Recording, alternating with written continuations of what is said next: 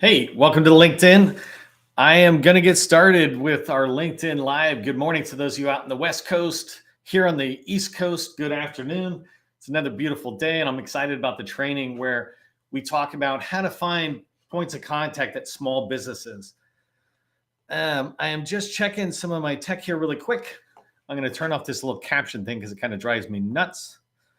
And then, Gus, I'm just looking for confirmation because I'm not really seeing something well on LinkedIn.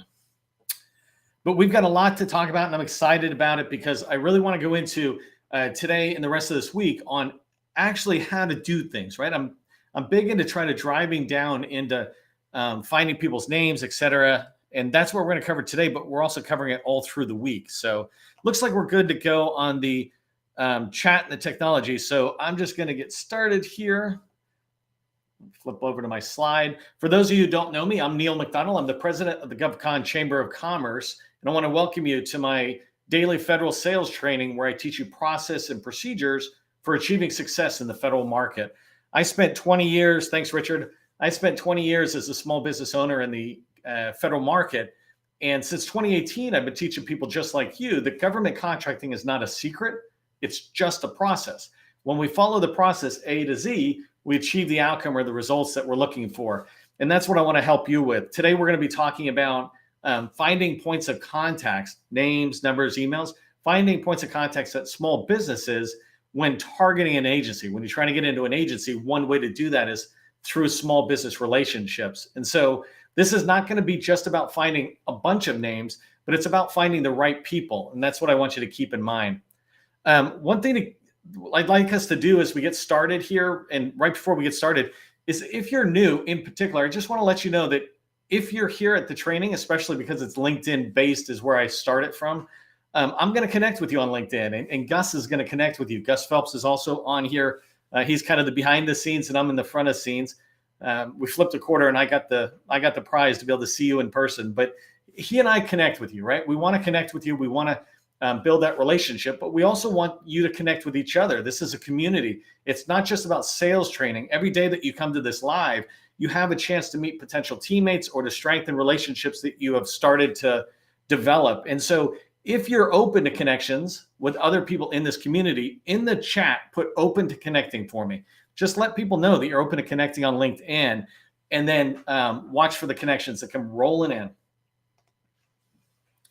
Before we go too far into the how, and I'm going to switch over to my sharing my screen so I can show you how, I want to talk about the value, right? We're here talking about finding small business points of contact. So let's make sure we're on the same page, what that means and why we want to find these small business points of contact. So there's 6 reasons I want to share with you that you might be looking for a small business point of contact. One is you're looking for a prime to subcontract under. Right. Second one is you're looking for subcontractors to come join your team and strengthen your team. A third reason you might be looking for small businesses is that you're looking to get access to an SSE to fill a need, but not touch the 49%. What I mean on this is that if you have an opportunity that you're prime contracting, let's say you're a woman-owned small business and you want to go after this opportunity as a prime, and you've developed a team around this, but there's a particular task area that's not being filled and you want to go out and find somebody to fill it, but your teammates have used up the 49%, right? You as a woman-owned small business are taking that 51%. So you don't want to dilute their 49%, and you're thinking, I've got 51, but it has to be all me. It does not, right? It has to be a woman-owned small business set aside. I mean, a woman-owned small business set aside has to go to a woman-owned business. But if you find another woman-owned small business, what they call a similarly situated entity, right? Another woman-owned small business. If the two of you come together and say you give them 10%, they're 10% and now you're 39%. They're 10% and you're 41% now equal that 51% that needs to be going to a woman-owned small business. So that might be another reason you're looking for a small business, particularly to shore up an SSE situation. So number 4, you're looking for access to opportunities that are on specific contract vehicles. Maybe you're looking for access into the IT world that is the 8A Stars 3. There's 1,000 small businesses out there that are on the 8A Stars 3 contract. You might look for those small businesses that are within the agency of choice that you're looking for, but also have access to that vehicle. Number 5 is you're looking for access to opportunities set aside for woman-owned small business. So in this case, imagine you're an SDVO or just a small business or a large, but you don't have the woman-owned small business certification or designation, then you can't go after set-asides that are put out for women-owned businesses. And so if you want access to those, you might be looking for small businesses within an agency. So any set-asides to that designation or any of the other designations, you can begin to get access to. And then the last one on why you want to go after this is that you're just trying to get access to a new agency. You've got experience somewhere else, and now you're saying, I want to get into Customs and Border Protection. Well, you can start by looking for small businesses that are already doing well in there and build a relationship. Through them, you might be able to subcontract and get in. So those are 6 reasons why you might want to team up with a small and find small business points of contact. I really quickly, I want to share a graph. Most of you hopefully have seen this. For some of you, this might be newer. This is the 7-step process for federal revenue success. And today we're talking about targeting, specifically targeting small business points of contact, right? Targeting means building a list of the right people, right? Building a list of people we can call in outreach. When we have a list that we can then begin to dial and do outreach activity, we will start developing relationships. When you have relationships, you will have opportunities coming into your pipeline.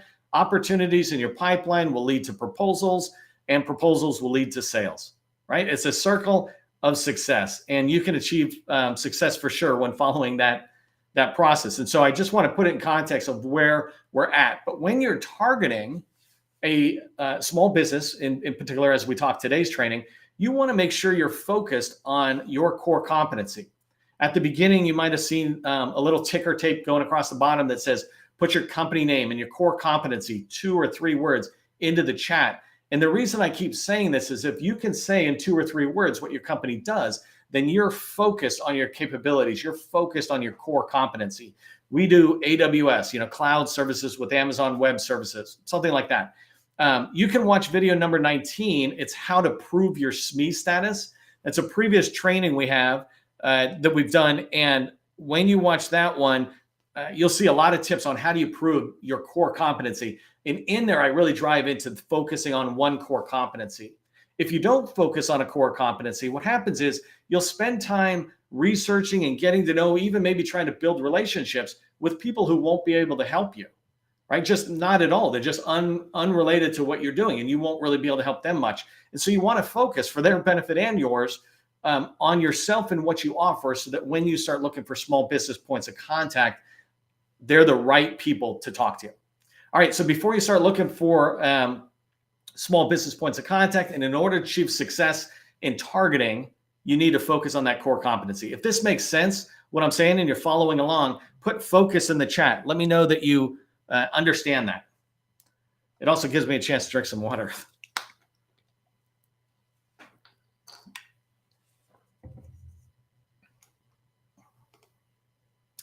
Okay, so if you haven't been here before, I move at a fire hose pace. And today in particular, I really want to move as fast as I can, because when I get to the how, there's a lot of information in there. So I want to make sure I save time. But when you're looking to reach out to anybody, agencies, largest, smalls, whatever, you're going to be identifying people who fit into one of 3 roles. In sales, we describe people in one of 3 roles. They're either a focus of receptivity, meaning people who are prepared to listen to you and perhaps help you navigate their organization. So they're called a focus of receptivity, or they're a focus of dissatisfaction. These are people who are unhappy with the current systems or unhappy with the current incumbent. Maybe they have the challenges and needs. Those are called focuses of dissatisfaction. And the third group is called focus of power. These people are able to make purchase decisions. Sometimes your focus of power with a teammate might be they're able to make the decision to put you on their team. Well, that puts them in a position of power, right?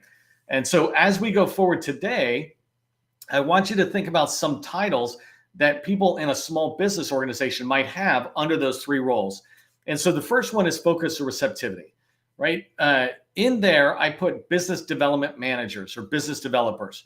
These people are out in the Air Force, Navy, or DHS or something, and they're developing relationships with the agency, learning about the agency, identifying opportunities.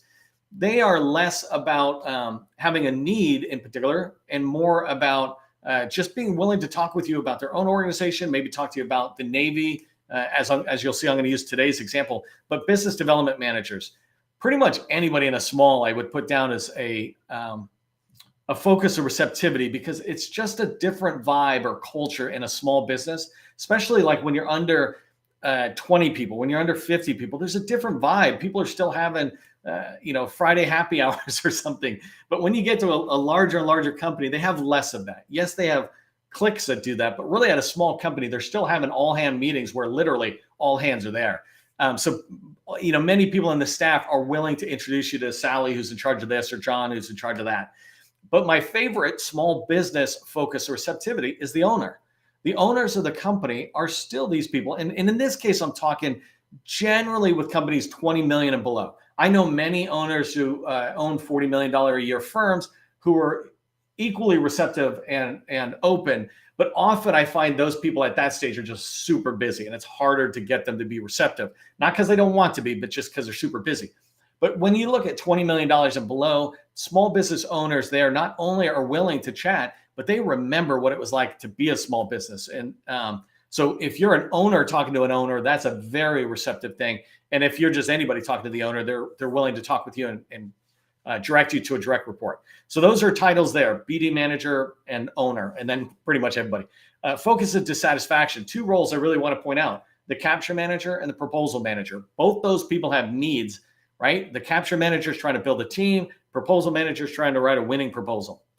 If you talk with them, they have a need. And if you can talk with about their challenges or their goals, hey, we need somebody to fill this task area. I'm great at it. Then they're going to talk with you. So their focuses of dissatisfaction and focuses of power within a small business are the owners, obviously those people, and then leadership. Leadership often, as the company grows, has delegated power. And so they're able to put you on teams or make flat out decisions about other ways to engage you in, like put you on an existing contract, maybe sponsor you for a TS facility clearance, things like that. So, okay, there's a training I have. I just want you to write it down. If you haven't seen it, number 76. This one's how to meet small businesses to subcontract under. It's a complementary type training to the one I'm doing today. And if you haven't watched it and you like today's training, go watch that one, number 76. And I think Gus might drop that in. So put small business or SB titles into the chat if you understand what I'm talking about and how the titles are aligning to the roles, right? If you understand how the titles are aligning to the roles, put that in the chat. Put SB titles. Okay, as you're doing that, let me set this scenario. I'm doing pretty decent on time. I want to set the scenario for what I'm going to show you on LinkedIn. It's funny, it just got really dark. Don't mean to get distracted so easily. But we're going to focus on, I really had to tighten it down. And so I'm going to go look for small businesses who are in the Navy, because I'm choosing the Navy as an agency. Other times I might even niche down to a Navy buying command, for example. But right now I just want to do it at the Navy because it made it easier for me to show you. So I've got the Navy. And the second thing I'm going to be looking at is I'm going to look at NAICS code 541511. Right? I could have used a keyword. I could have used multiple NAICS codes, but by using 541511, it fits with my general needs of software development. So those are two of the scenarios that I'm going to be putting in. And I'm going to show you in 10 or 15 minutes how to find names and just begin to find a fair amount of names. And what I want you to do is keep in mind that when I do my workshop with customers, I guide them through 2 weeks of this activity, right? So even though it's going to take me 10 or 15 minutes, when you do it, give yourself 10 or 15 days to build a good targeting list before you do a new outreach campaign. So let's go ahead and share. I'm going to share my screen here really quick. Actually, one.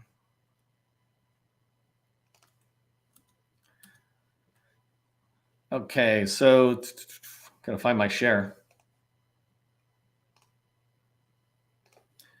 Okay, so I'm sharing my screen. I'm going to see it come up. I'm going to move super fast. Some of this stuff you might know, right? And you're like, oh, that's below me. Some of it you don't know, and it's newer to you and it's above you. You can always come back and watch this again. Or if you have questions, for example, about FPDS where I'm at, make sure you go visit your PTAC.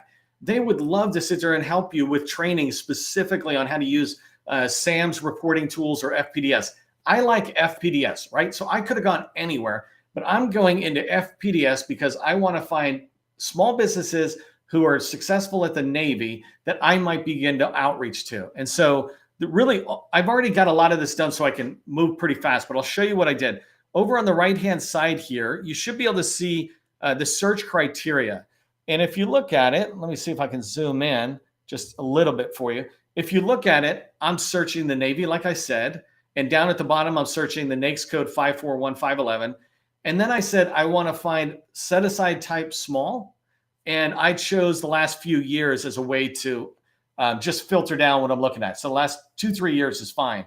And the results I got were 286 entries that are in here, right? And so the next thing I want to do is I just want to dump this. I don't analyze stuff inside of FPDS. So right here over on the right-hand side is CSV. I can download this data into an Excel spreadsheet, which I did. So hold on. So right here is where the results are. Whole bunch of fields. You can look at them later. But the two fields I really cared about are in column W and column X.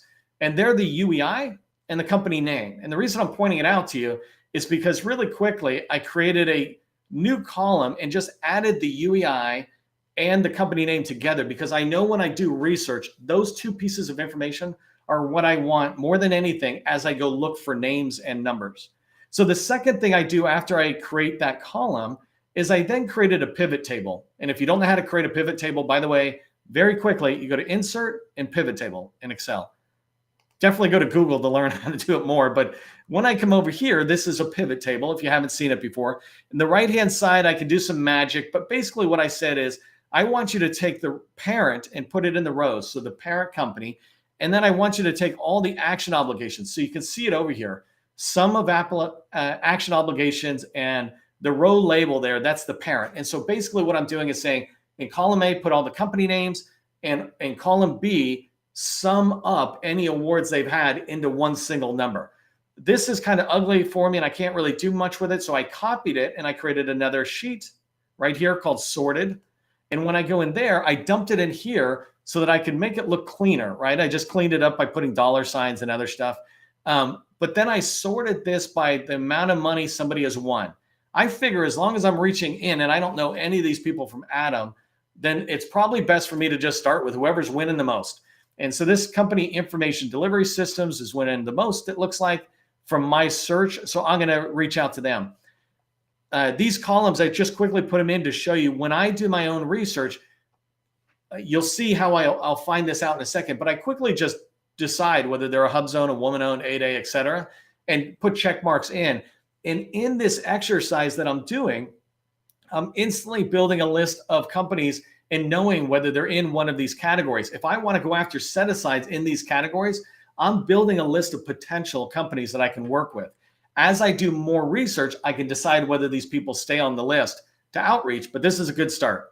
So, okay, so there I did that. I think I'm done with that spreadsheet. I'm going back here. Sorry, one thing. So I'm going to start with this information delivery system. And then for today, I'm just going to look at the second one as well, precise systems. So those two, I got them kind of lined up already. This is DSBS. If you're not familiar with the dynamic small business search tool, it's dsbs.sba.gov.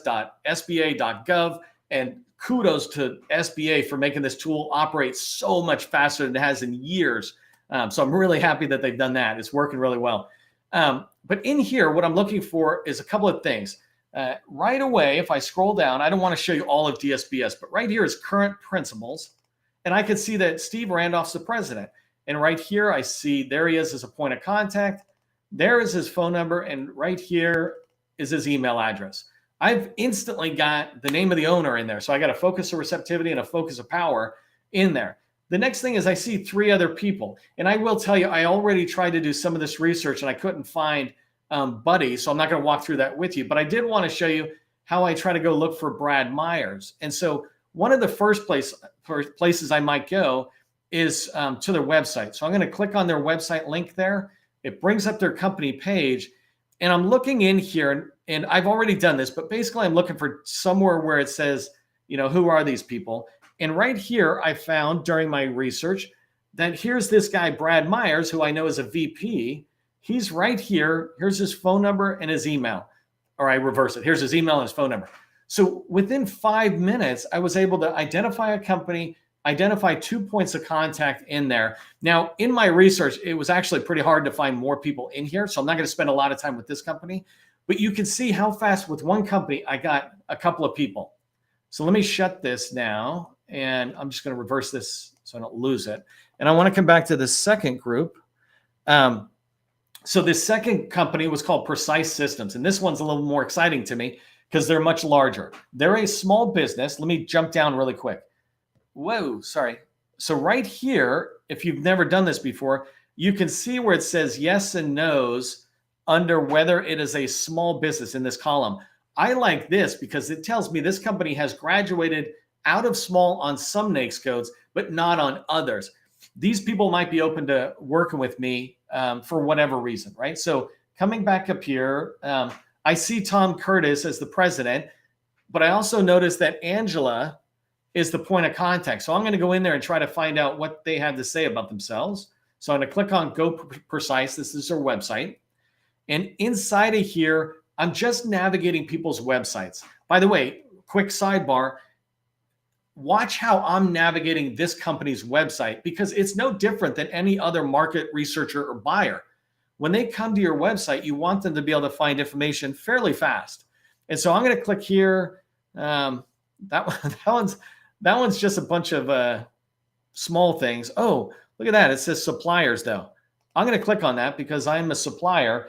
And one of the things I noticed here is that they've got a small business focus. They want to sit there and bring in smalls. That's what I'm seeing here, right? What does small business supplier diversity include? It includes hub zones, veteran-owned. I'm like, this looks good. Here they're trying to promote inclusion. If I'm interested in becoming a buyer or supplier, I can find them here. I'm like, hey, this is good stuff, right? And so that was really quickly handy for me to be able to find out who they are. Right here is their LinkedIn tab.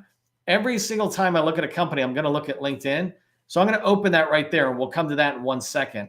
But I wanted to come back really quickly to who we are.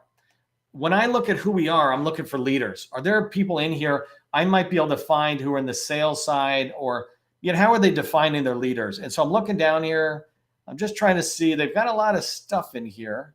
Their partners. Interestingly, I do not see anything about who their leaders are. And I'm going to check one more time just to see if I'm missing it. Yeah, so I don't see anything that pops up about who their leaders are. And that's fine because I'm not here to judge their website.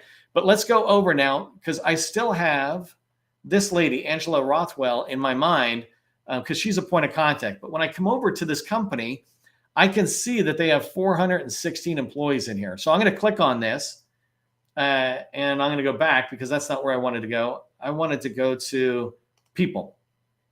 There's a different way LinkedIn shows you information. I wanted to go to people because it gives me a little bit more functionality while staying on their website. But coming down here, I'm like, hey, this looks pretty cool. What I want to find, I told you I want to find BD people. They're the most receptive. So I'm going to search for BD people. And when I did, I see there's one person. And so this person's here, and I might go look at them. Whoops. I'm going to open them in a new tab, but I'll look at them in a minute because I want to put together a list of people before I move on to the next phase of what I'm doing. So this BD wasn't any good. Let me try something different. How about capture? Remember I said focuses of dissatisfaction would be capture managers. So here, this is cool. I got 2 people. And here's Wendy Lee and Christopher. And right here is where I made a mistake last time. I noticed that I just searched for capture, but Wendy Lee comes up as the VP of Business Development. First off, awesome. This is a person who could fit into all 3 of those roles. She could make a decision. She might have a dissatisfaction with how many smalls they have on their team, and she might be willing to just talk and help because they're trying to build a small business pool of teammates or something. So she could be a good one for me. But what I notice in here is that her title is is business development, not BD. So I'm going to go up here and try business development one last time. And when I put this in, I get 40 people now that are coming up as people with business development. And I just want to show you a couple. Like, let's start with this person here. We already have Wendy up there and one other person. I was looking for somebody who might be in the program management side or project proposal management. There's program management. Yeah, I'm not really seeing it at the moment, so I don't want to waste time. But in here, there's 40 people. I'm sure I could probably find somebody doing proposals. In fact, I'm sorry, hold on one second, because I just got to do it. I'm going to be rushed on time, but I just want to do it with you. We do things live here. So 217. So it turns out I probably should have typed proposal manager and put it in quotes or something. But let's go look at these people. So I was looking at Fred first, and I want to see if Fred might fit in as a small business point of contact I could reach out to. And so as I come down, I can see, so here it looks like Fred's actually working out there at NavAir on some projects. So he might be a focus or receptivity. If I'm looking to get into NavAir under the Navy, I might reach out and say, hey, do you have time for a 15-minute info call or intro call? I'm just trying to learn more about your company or whatever, right? But he's not somebody who's in the sales side where I might start first. I'm going to come look at Wendy here really quick. So Wendy absolutely is, and let's go look at her experience. Right here is all I need. Identify, capture, and pursue key growth markets, right? Her job is to grow this company and help grow this company. And so she's absolutely somebody I want to reach out to. If I look for contact information, the first place I would start is right here. So instantly I have her phone number and her email, and I didn't even have to go to the internet, right? I'm going to run out of time for showing you on the internet, but I just got to look at my clock. But you can see I instantly just found a VP of business development by using LinkedIn as my first place to learn about her. So if I want to get into this company, and I'm already first connected with her, which is awesome, but I'm going to put a bell notification. I want to know everything this vice president of business development puts out on LinkedIn, because she might say, hey, we're looking for a hub zone. Oh my gosh, I'm a hub zone, right? And so, this is not a LinkedIn course today, but you see where we're big fans. And let's just come to Leslie or Sally as one last one, right? So here, I just want to come down to Sally's experience. And in here, I can see she has business development experience, and it looks like she's got responsibility out there at NavAir. So again, at NavAir, and she's tied into some of these program offices that are out there. And so she's an ideal person for me to reach out to. I'm going to look to see if I get just as lucky with contact information. I don't get just as lucky, but if I went to search for her on LinkedIn, I've already done this exercise, I can find her in the top 10 results. One of the top 10 results gives me her phone number and her email. I already went through this exercise last night to prep today. But this kind of activity, if you repeat it over and over again, then you're going to sit there and be able to identify people out there, right? And so this is a big deal when you're trying to find points of contact at a small business, right? Is go into FPDS, search on very focused things like a focus agency, focus core competency, then go look up their organization on DSBS, then move on over into using some of the other tools like push it into Excel, process the data, go into LinkedIn, find the people. There's a lot here. I'm talking a lot. If you're following it, and if you understand that, how I just got to that VP, and you think process is really cool and how it can help you get what you want and find the right people, then put process rocks into the chat for me. Let me know that demo there was making sense. So today we talked about finding small business POCs. If you remember one thing, remember that with a little bit of effort, you can find a lot of the right people. With a little bit of effort, you can find a lot of the right people. So if you value today's training, put a thanks in the chat. Remember, government contracting, it's not a secret. It's just a process. I'll see you in the next training.